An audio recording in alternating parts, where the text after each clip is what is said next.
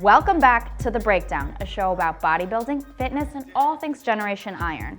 I am your host, Tifanny Urrea, with my co-host, Shawn Ray, and today we have the pleasure of having Mike O'Hearn, bodybuilder, powerlifter, American gladiator, athlete, fitness expert, and who has been on over 500 magazine covers. And show over. And show. So you've been around for a hot minute. When did you start working out and where did you come from? It was early 90s. I came down. Joe Weider brought me down. The man, the myth. So he brought me down. He saw me in Chicago at a shoot, and he just kind of basically said, "Who are you? What's your gist and all this stuff?" And I said, "Well, I'm Mike O'Hearn. I'm from Kirkland, Washington." Kirkland. You know, that's where what's his name? Mark Dugdale's from that area. Yes, he is. Costco, Bill Gates, Mike O'Hearn, not in that order. Yeah. So he saw me and he goes, "I need you in the mags." Next thing you know, he flew me down to Cabo San Lucas. I did a photo shoot there. And was that the bikini, the bathing suit issue? Yeah. So yeah, I went down there and did that, and then the cover came out. And you and me, we're of that era. And so when the cover came out, and it's, worldwide, you went, it was like, whoa. And then it was just my face. Yeah. Muscle and fitness, just my face. And I thought that was wild and cool. And I said, man, it's one of those things I always dreamed about, doing what I was doing, or doing now. And then the next month came out, and I was on the cover again, this time with 5 girls. Yeah, because one wasn't enough. Yeah, one wasn't enough. So they followed the next month, but just me around 5 girls. And I was like, I could do this for a living. Yeah. Did you ever compete in the Olympia or the Arnold Classic? No, I did not. But he did achieve a lot of things. You won the Universe. Yeah, 4 times. 4 times. 4 times. Excuse me. Powerlifting championships. Yeah. Numerous times, numerous places. And you competed. I mean, you did the business. When I say that Joe Weider saw me and discovered me, he did, but there was a foundation that was before that. And I heard that you said 83 was your first time on stage, right? Which was the same year I got on stage. Okay. And I got on stage a little younger than you did, but we got into it and we started getting beastie. Yeah. I started competing before puberty. Yeah. And I was already powerlifting. It was popular then because you saw the magazines as your examples of what could be attainable? More that my brothers and sisters all did it. I come from 9 brothers and sisters, family, big family. And they all competed in powerlifting, bodybuilding, and martial arts. That's awesome. So I was raised with that. And it's okay getting your butt kicked by your brothers, but when your older sisters are kicking your ass, you're kind of like, okay, I need to lift weights and get going. So we started young. We were bred to just be athletes. Yeah, well, your powerlifting and the strength that came along with it helped attribute to your size because you're tall. Right. So you had to fill that frame out. I mean, did you have some record-breaking lifts? Before 14 years old, I was already doing 275 on the bench. And I was already 176 pounds. Yeah. And I walked on stage at 14 years old, and I beat 19-year-olds. And I was like, I love this. Yeah. And I love that whole aspect of it because I was wrestling, doing martial arts, doing powerlifting, doing bodybuilding, doing the whole thing. And I just stayed with it. And by the time I was 17, my dad said, we're done competing against teenagers. You're only going against men. And I started competing against men at 17. So by 19, I was winning men's shows in powerlifting and bodybuilding. My dad set me up to be the bottom guy, the bottom dog, and keep trying to achieve and beat the top guys. And so 17, already competing against the men at that age. You were a taller guy. How did it evolve for you? Like, who were you looking at as a role model coming up? When it comes to bodybuilding, it was Arnold, obviously. So I'm growing up with this mentality of a barbaric mindset that everything's a fight. Everything, I got to come from the weakest guy and try to get him. But growing up thinking that you can do it, you can be a bodybuilder, you can be 6'3", right, and still walk on stage and crush people. Right, well, and you did that in the powerlift. So you manifested your way from the physical side to the beautiful side, because then you wound up on all these covers of magazines. It has to coincide with the dream. I mean, who didn't want to be on that magazine cover? And then you just got covers after covers after covers, and then it evolved into like romance novels. Talk a little bit about how that happened. Even though I was powerlifting and I was doing martial arts and I was doing bodybuilding, I was still doing everything else. I was still modeling, suits, facially, and they were looking for the new Fabio, and they came to me in New York. Right behind them, yeah. So you've pretty much done it all, because you competed as a bodybuilder, you did the powerlifting, you did the modeling, you trained people. I mean, you kind of ran the whole gamut. Was there anything you would say no to? You even MC shows. I mean, what haven't you done? Tell us about American Gladiator. Yeah, the Gladiator thing is really what puts you on the map for a lot of people. Yeah, American Gladiators was huge. So it was a great time and it was a great experience, but the one thing that I haven't done in life is live in the moment. And that's one thing that you learn later in life. So next topic. Do your thing. Steroids. Drugs. Oh, there we Drugs, go. There drugs, we go. drugs. I didn't think that was coming up. Yes and no. I've seen what they say on social media. What do you want to Well, say those to guys that? are right. Those Yeah. guys got to be right. I failed the very first steroid test at the Arnold Classic in '90.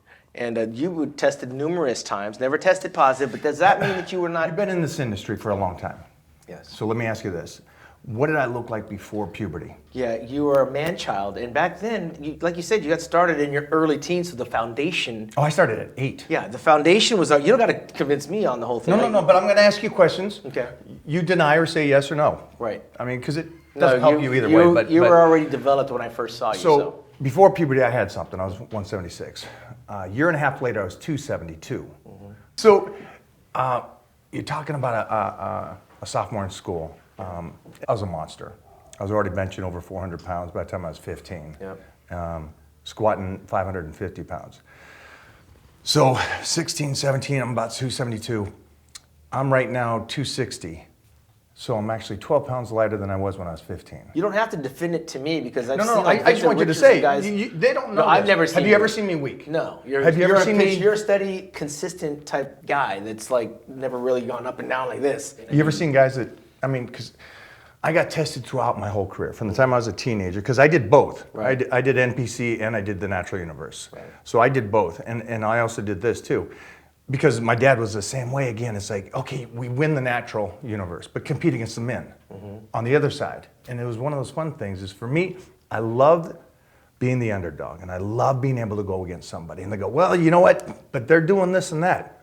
It's fine with me. Yeah. I love that. I come from a place where I'd rather be the underdog and have to fight and put in the work because I know I can outwork anybody. So when you compete against these guys, and when you did lose to one of the guys, did you ever like, well, I'm natural and he's drug free, and it justifies losing because these guys aren't tested because they are on drugs? I mean, did you ever have a bad What's taste the in that? goal about bodybuilding? For me, the goal was about winning. That's why I did it. Okay, so winning. And is bodybuilding an art show or a sport? No, for me, it's an art. I've always said I'm a physique Okay, artist. then I'm on display. if it's an art show, then winning doesn't work. It's subjective. Yes. Okay, so you thought it was an art show. Right, for me. Okay, so that was ingrained in me early on. And so there was a physique that I wanted to do, and I wanted to do it for me. Right. Now that had nothing to do with powerlifting. Powerlifting, I just wanted to be the strongest guy. But I got to be the strongest guy at 20 years old. So there wasn't a rush for anything else. Now I just wanted to create a physique. And then I got something more, to me, that was bigger than the Olympia. The best title ever to man. I do a photo shoot, Joe Weider's there, and we get done with the photo shoot and he goes to me, don't change. And just so you know, some other guys were there before me that were top guys, and he goes, this is what it is. That look. They are what they are. Don't you change. You are the perfect thing body. And that's from Joe Weider to me. Yeah. And I was like, I'm done. That's all you need. I'm done. Yeah. That's, But you understand that. I mean, that get still it. gets tingles because it was a young kid. And then he says something and it just goes, wait a minute. I want to keep what I want and how my art piece looks instead of being something else. And I couldn't have done anything else. And then I saw the harshness of what the other stuff does. Is it a miracle drug?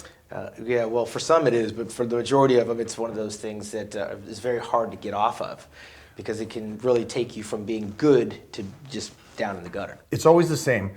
When you compete in bodybuilding, it's an art show. So definitely go into what you want. Because even if you take 15th and you got the body that you want, you're walking off winning.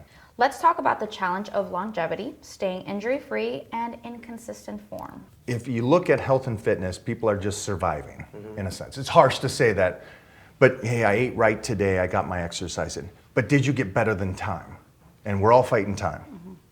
Where my approach to weightlifting always has been is more bone density and connective tissue. Bone density and connective tissue is really what strength comes from and longevity comes from, because your bones need to get stronger, and you can create them stronger by breaking them down and rebuilding. and that's Wolf's Law. So like a boxer, my hand breaks at 500 pounds of pressure by hitting a wall. Now a boxer can take up to 1,000. Continuous pounding. The bones break and rebuild, rebuild, rebuild. Your body adapts to the pressure it's put under. So if you're always, which I've been able to squat 600 for 35 years. And Ronnie Coleman has had double hip replacement because he was doing 800. So where's the limit? Like, you're injury-free and he's not. Like, why did he get so damaged? Where do injuries come from? Yeah, but now you got growth hormone, which, you know... Well, stay with me, stay with me. So like from the joints and the ligaments and the tendons. So what do you need stronger? The ligaments and the tendons, Right. yeah. So if you can continue to build and get ahead of time with your connective tissue and the bone density, you are now doing the one thing. Isn't that where growth hormone came in the 90s? I mean, all these guys switched from the anabolics to the growth hormone. My aspect is stay away from steroids. Yeah. Well, so how do we explain the Ronnie Coleman syndrome, I'm going to call it? Because Ronnie was one of the strongest men in the world and one of the greatest bodybuilders And ever we walked powerlifted earth. against each other. Yeah, and you did. And he's coming out of the hospital while you're walking around injury-free. Here's one of the great things with social media that will explain this. If you get allowed to get pushed, will you take it further? Well, Dorian Yates said he never took his foot off the gas after he tore his bicep, then he tore his tricep, then he had his quad. Yeah, so some people can't slow down. You kind of keep pushing. Yes. Hey, you know what? You did 500. I get it all the time. Dude, you squatted 500 like nothing. It was a paperweight, and you took 10 seconds going down and paused it and throw 700 on. Relax. Yeah. I'm over here in my lane. Stay in your lane. Right. I'll never fall to that. And so many people, I think, again, you're chasing the trophy, you lose sight of something else. Well, one of the things he said after he had his hip surgery was the one thing he regretted when he squatted some 800 pounds is that he only did 2 reps instead of 4, something along those lines. And I mean, that mentality tells you that he was never going to take his foot off the gas, and eventually it would get progressively worse because he just, I guess I've never had that sensation of having 800 pounds on my back, but if you do it for a couple of reps, you think you can get a couple of more, and you go into that area where there's no coming back, and you damage it. After my teenage years and early 20s, I changed the philosophy of movement. And here's the philosophy of movement. Bodybuilders go too slow, powerlifters go too fast. Bodybuilders want to build muscle, so they're going to isolate and go slow and use lighter weight. Powerlifters are going to use the most weight possible, and if you get the technique and the speed right, boom, you're hitting 815, you're popping. I move everything slow and controlled to the point of an athlete to where I should be able to stop at the bottom, flex, restart it. So I'm never at those kind of crazy numbers to where I need to do it. And the same thing happened, like you said, is after Arnold told me this stuff and I was getting gladiators and I was getting all this stuff, I said, there's nothing wrong with a 600-pound squat. Now let me just maintain that 600-pound squat for 35 years. I know guys like Danny Hester that go in there and use lightweight and still develop a body. Yeah, Frank Zane is a classic example. It's teaching. It's we got to share more knowledge with these young kids and go, stop. Guys, if you want to squat 600, cool. Does not mean you're going to have big legs. So let's talk about your journey from print media to social media. I'm one of those guys that I like the positivity. I like putting out the stuff that I'm doing. But I also understand the concept of what you believe in or what you think needs to be out there and the world's got to praise you. Doesn't mean they're going to. Do you embrace like the negativity and the controversy too? Does that help your brand? No, I'm the 100% the guy that doesn't allow it. Right. I keep the boards clean. Here's the cool thing. I think the one lucky thing I have is I got all ages. My fan base, the main fan base is 18 to 24, but I get people up to 50 years old, men and women that are still loving it. And so the one thing I try to do is just do my life. I put it out there. I mean, it's tough. For me, I navigate through it all because I adapt and I adjust. Listen, I go to the FIBO over in Germany, one of the biggest expos. I don't know, I got you blocked, so I don't. Yeah, I get blocked. But Did I you walk really? in, right? I had been, 5 or 6 years, and I go, and I can kind of navigate through the crowd pretty easily. But you take me back and drop me in that crowd in the 90s, and I can't even move through it, right? Can't move through it. Because I was in my element, it was all about bodybuilders. Now you go, it's just very few bodybuilders, if any. And you see guys walking around with their shirts off, you're like, who's that guy? Oh, he's got 30 million followers. You don't know who that guy is? There's a lot of Insta-famous people that are out there. Funny, that and the bodybuilders that feel like they've done the work, they've done the blue-collar stuff, they've earned the right to sit on the panel. Some of the guys are like feeling like he shouldn't be up here because who is he? He hasn't done anything. He's got 2 million followers, never competed. Or he did compete, But but he it was hasn't a local influenced. show. Listen, Right. to me, the social media people are just as influential as a guy that's got a Hall of Fame pedigree in bodybuilding. Think they're better.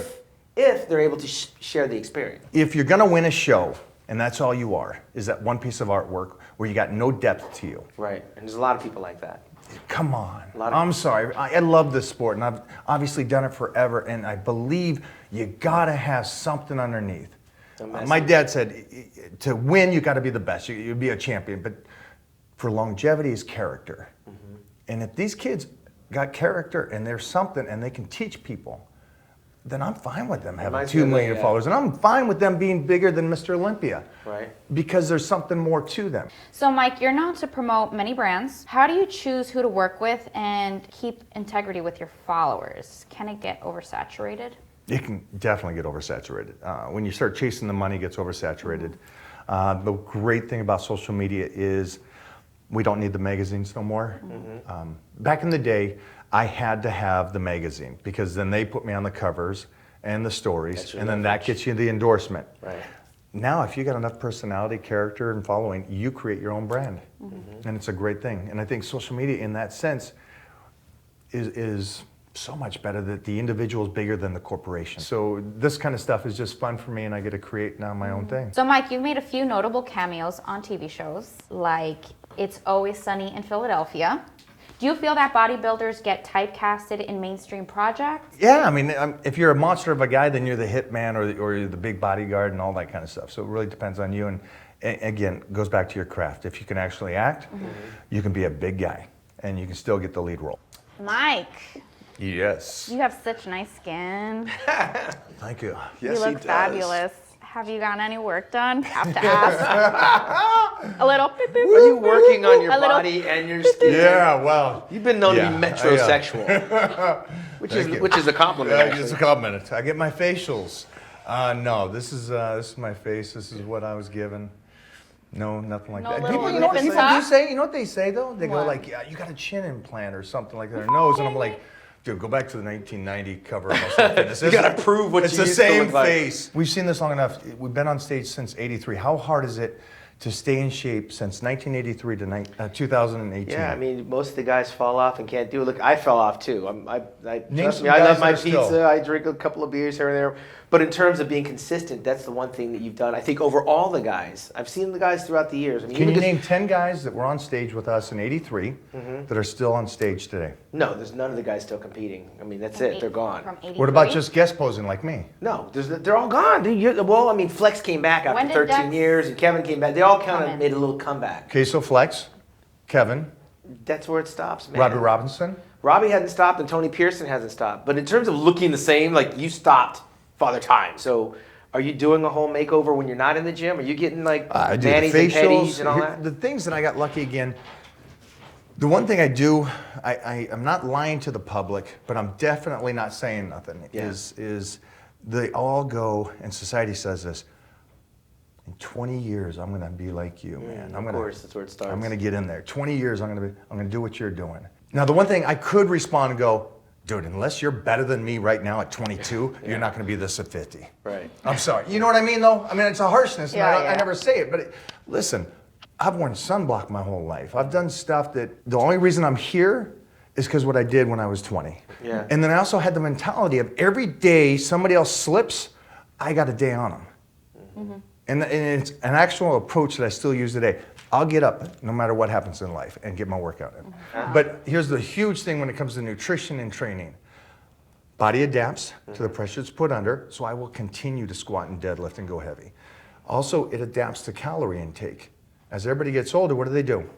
Get rid of food, get rid of food. I'm only down to like 3 meals a day now. I always stay with a large amount of food and calories up. That way I can always get ready. I'm always 12 weeks away from anything. It's rewarding you. It is. It's an It really investment, is. The sacrifice was an investment in your future, so that's a good thing. Next, I see you travel with your puppers. So you fly with your dog, you take them to the gym. And you guest pose with your dog. I mean, a lot of people have a dog because they got emotional issues. Is that what your dog is about? Is it keeping you emotionally stable, or is this What's the deal? I know that. What's the deal? I need something to keep me stable. What's happening with the I dog? am whacked out. Yeah, some chick was trying to get a peacock on the airplane and they denied it. She said it was like it's like a comfort peacock. It's like you got to draw the line. But the dog, Peacocks. we no. can understand that. I understand the little 7-pound peacockish. dogs.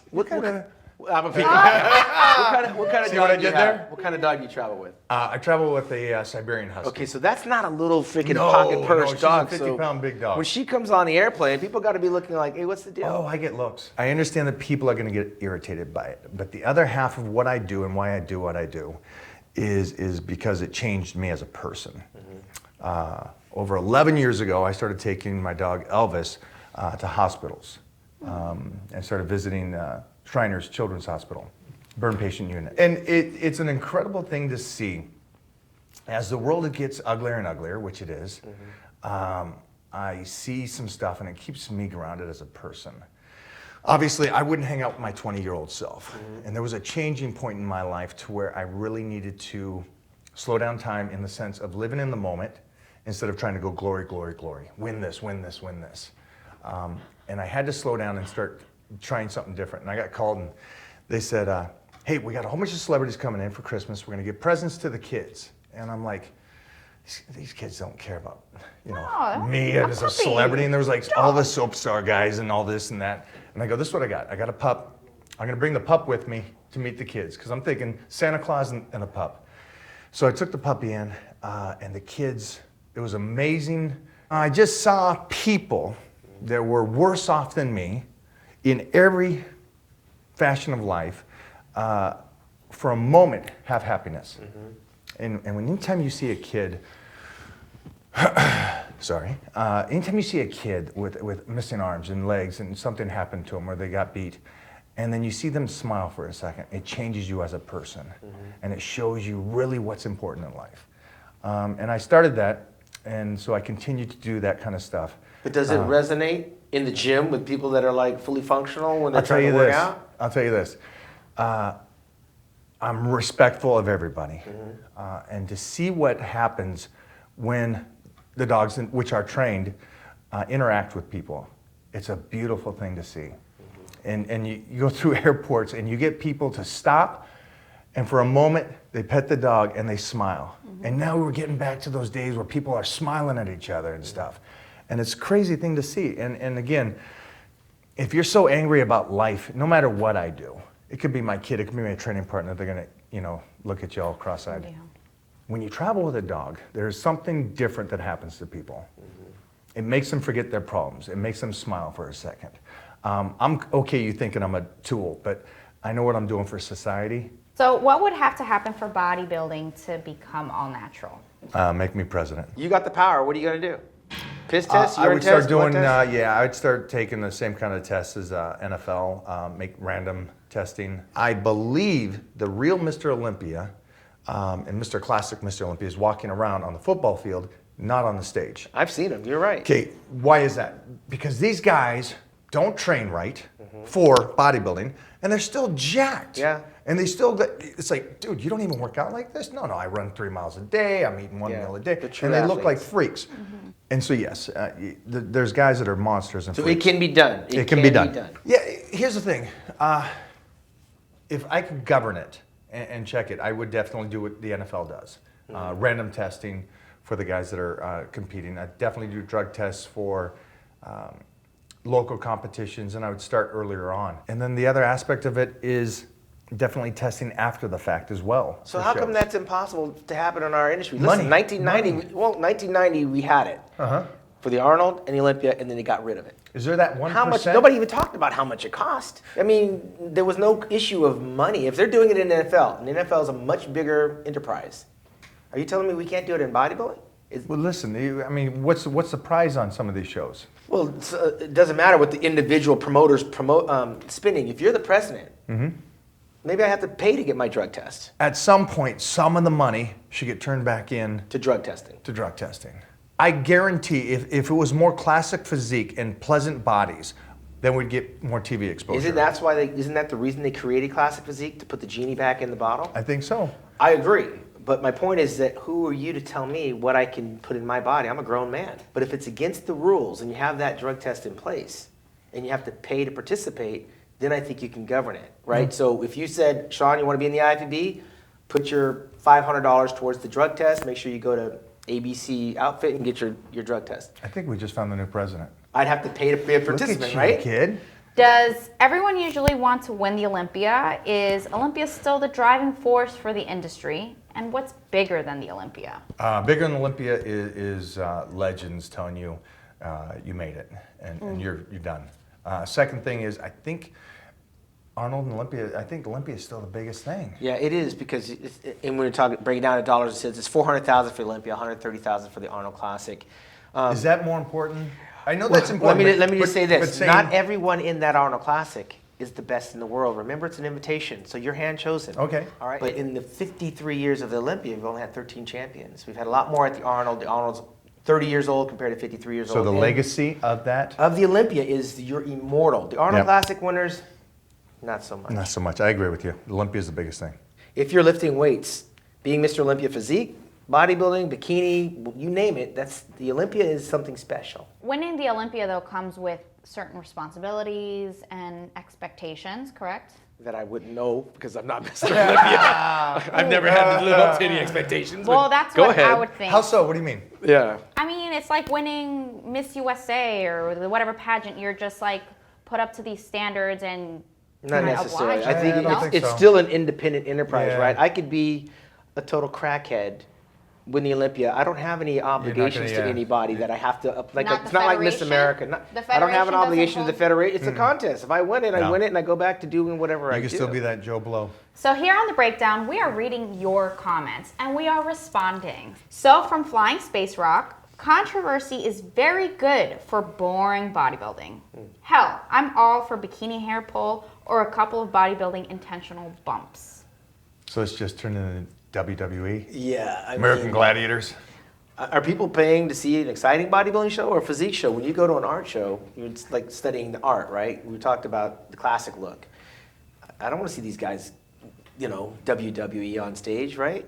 You could break we out in a banged it fight. up. Huh? You banged it up on stage. Well, I've been banged up on stage before, but I mean, the last thing I want to do is bump the wrong guy and get into a fight, right? I mean, how exciting can a pose down be? Yeah, I don't know. I don't know where this guy's going. Yeah, the pose down is for the judges to get the scores right, and lately the athletes actually go into the audience. I like that. They're in the audience. You can't even see them, but it gives the fans a chance to get an up close photograph. Then they come up on stage. But the show really is the individual routines, right? And then the comparison poses, and the pose down is just kind of. I want to see the art. I want to see a classic body, not even just a classic body, just the art show. What about the bikini part? I don't mind that. Do you want the competition size? Because there's really no competition. You know what? I'm going to actually disagree with what I said. I do want to see some of that little the hair pulling? bikini girls. See, that's where it should take I'm place. going with it now. It's the bikini. That's what's like boring. that. Thanks for watching. Make sure to tune in next week for another episode of The Breakdown on GenerationIron.com.